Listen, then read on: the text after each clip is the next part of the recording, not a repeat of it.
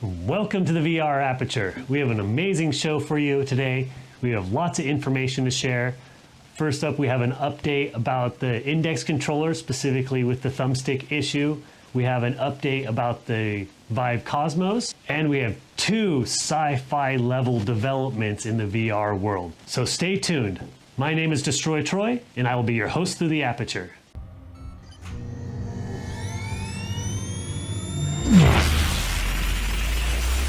Starting off, we received our index controllers back from RMA. It now works perfectly. For those of you who didn't know, there is a button underneath the thumbstick, so when you click it, it engages. The problem was when the thumbstick was in the forward position, that button would not register. In addition to that, there was no haptic click sensation when you depressed it. Only when it was in the upward position though. Now, not only do you get that button engagement when it's in the forward position, but it also has the haptic sensation, the click feel. So if you remember from Steam's initial response, they said that haptic click sensation was absent by design. Valve either changed the design since then, or Steam wasn't being completely honest with us, maybe. I'll leave that up for you to decide. But we have to say that although Steam did replace our controllers, the process was excruciating. The fact that Steam does not offer telephone technical support or even live chat support makes it difficult for us to recommend the index to you, having had experienced the Steam support ourselves. Each back and forth we had with Steam in regard to the RMA process would take up to 48 hours for them to respond back after us providing the requested information. Whereas if this was done by telephone, it would have been concluded within 15 minutes. We here at the VR Aperture actually have this idea that we might start a petition amongst the gaming community to pressure Valve into including at least live chat support for at least the index consumers. Getting video game returns through their basically in-app email service was fine for video games, but now when we're dealing with a $1,000 product, that is no longer sufficient. We're going to start a discussion post down below. If you support this idea, please hit the thumbs up and leave a comment. In addition to that, those of you who commented on the last video who said that we were a bit harsh on the Cosmos, and some of you even wondered, if we're sponsored by Valve, we're not. And I think the fact that we're critical of Steam's technical support is kind of evidence of that. Moving on to the Cosmos update. Oh boy, so not going quite as well as they had hoped, right? First off, we have to correct something from the last video. We said that the wireless adapter would restrict the Cosmos refresh rate to 60 frames per second. That is incorrect, but there is a debate going on about what lenses are in the Cosmos. And on that matter, we're not quite ready to concede on, especially in light of some of the things that are in the news lately. For those of you who don't know, the debate is on whether or not Cosmos has redesigned new lenses with a greater sweet spot. During the course of this debate, we had a user provide us a link in the comment section to a video by Adam Savage's Tested, where he got a demo with the Cosmos prior to release.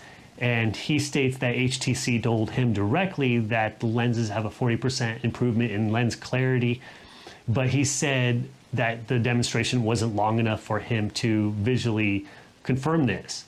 Another user within our comment section provided us a link to a JPEG, a fuzzy JPEG, which appeared to be from HTC off of an Amazon website in the EU, and it stated a 40% improvement in lens clarity. And I would say two things about this. One, a 40% improvement in lens clarity is not the same as a 40% improvement in the sweet spot. Those are two totally different things. The improvement in lens clarity could be a change in the material that they molded the lens from, to an improvement in the Fresnel concentric circle design itself. Whereas the sweet spot is the area in the center of the lens in which you achieve maximum focus. So if you look closer at that JPEG, it actually says lens clarity, not sweet spot, not the same thing. And the second thing I would say is I would take any advertisement off of Amazon with a grain of salt, especially in this case where we were not able to corroborate that information with the HTC website. So what do the other reviewers amongst the community say? Well, Virtual Reality Oasis said he had quite a difficult time lining up that sweet spot. And you may not even want to know what Gaming with Mateo 311 said as he goes on a self-described rant for over 20 minutes about his complaints with the Cosmos. One of those features being the flip-up design. We actually went into depth on this in the original shooting of our previous video and then cut it for time constraints. But we suspected off the bat that by combining the Halo head strap with a flip-up design was going to be a recipe for disaster. And this flip-up design is causing difficulty for people lining up the sweet spot and then maintaining the sweet spot in the proper position, because the visor's flip-up design keeps causing the visor to pull away from the face. Even roadtovr.com supports this position and adds a few more criticisms into the mix. The one being the tracking, which is echoed by several other reviewers. When you reach behind your back or one controller eclipses another and it loses tracking, which is not uncommon, it doesn't reestablish that tracking very quickly. Another issue roadtovr.com points out is game compatibility.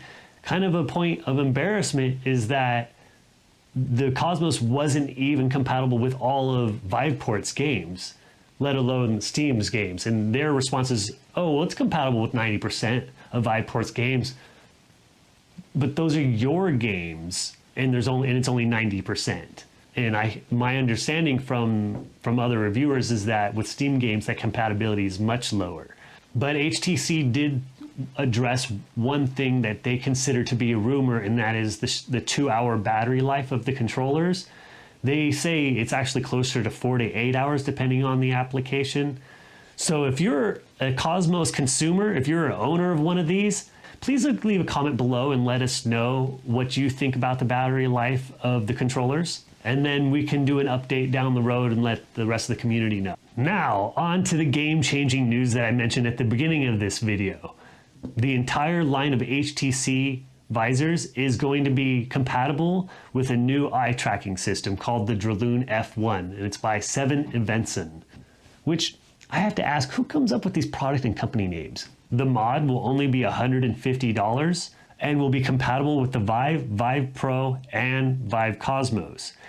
And in addition to that, there's been some rumors that it may be compatible with the Valve Index, but we're not able to confirm that yet. The reason why eye tracking is so exciting is because not only does it make foveated rendering possible, which allows lower spec PCs to run high resolution visors, but it also ushers in biometric identifiers, automatic IPD adjustment, and varifocal displays. For my many friends in the comments, foveated rendering may be the solution to your justifiable complaint that the Rift is too low res, the Index is too expensive, and the Cosmos is too unimpressive. Your solution may come in the form of a revitalization of the older Vive units, which are now going down in price.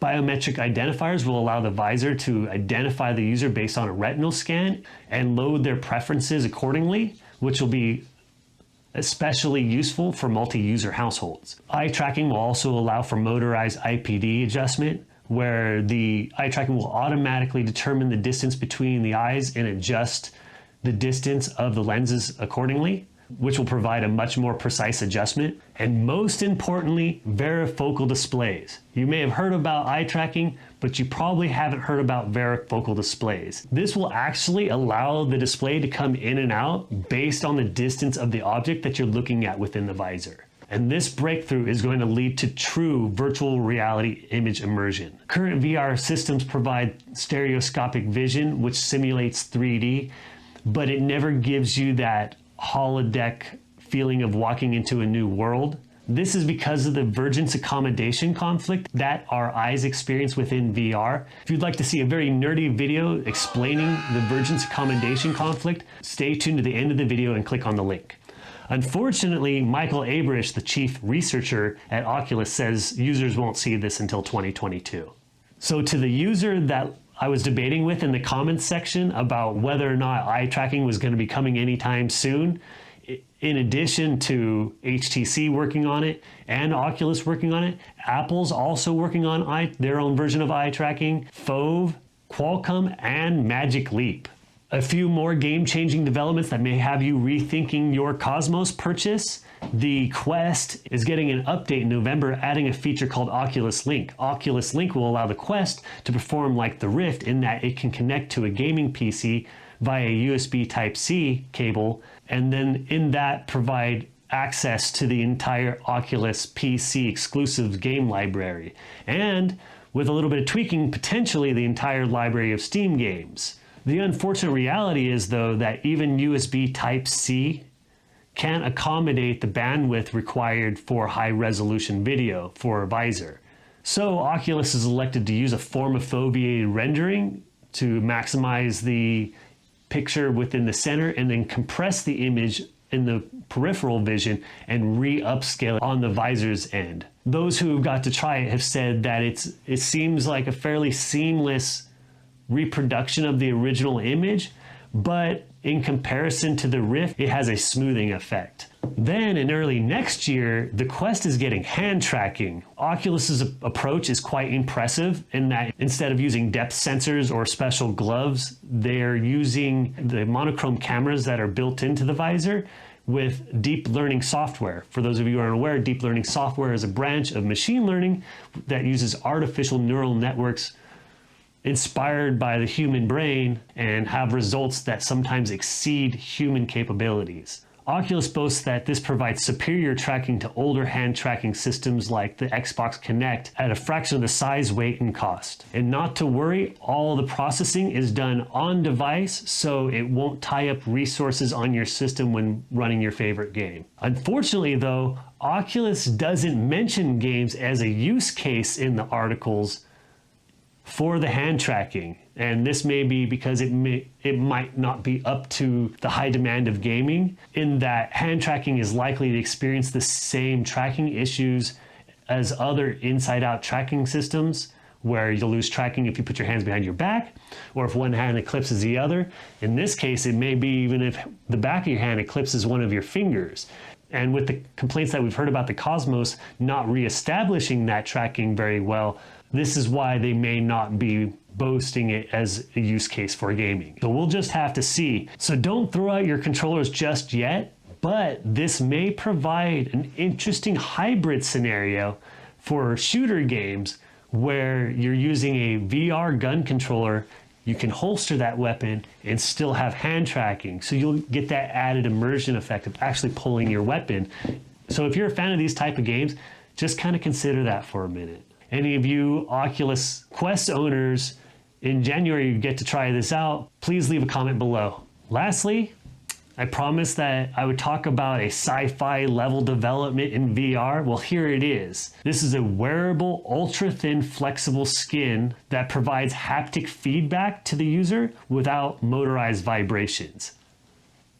Amazing, right? So what they've done is they've shrunk down pneumatic actuators, it's basically like a little air pressurized piston, to near microscopic level and laced it into the skin. They boast that you can feel objects in VR as if it was in the real world. The specs include 100 Hertz real-time response, which applies up to a Newton of force. The scientists say the next step is to make a full body suit. This is what VR is missing. Can you imagine full body sensation while in VR? Sounds a little cumbersome. Can you imagine the size of the air compressor you'd have to put in your home and the tubes that would connect to that? But still really an amazing breakthrough. That's the news for this week. We really appreciate you tuning in once again. And we'd also like to extend a very heartfelt, warm thank you to those of you who've subscribed. We recently made it over 100 subscribers, which made us eligible for a custom YouTube URL. So now we can be reached at youtube.com/theVRAperture, in addition to @the.vr.aperture on Instagram. So I look forward to hearing from you. If you like this video, please leave a comment below, hit the thumbs up, and if you'd like to support this channel, please subscribe. Thank you again and have a great rest of your week.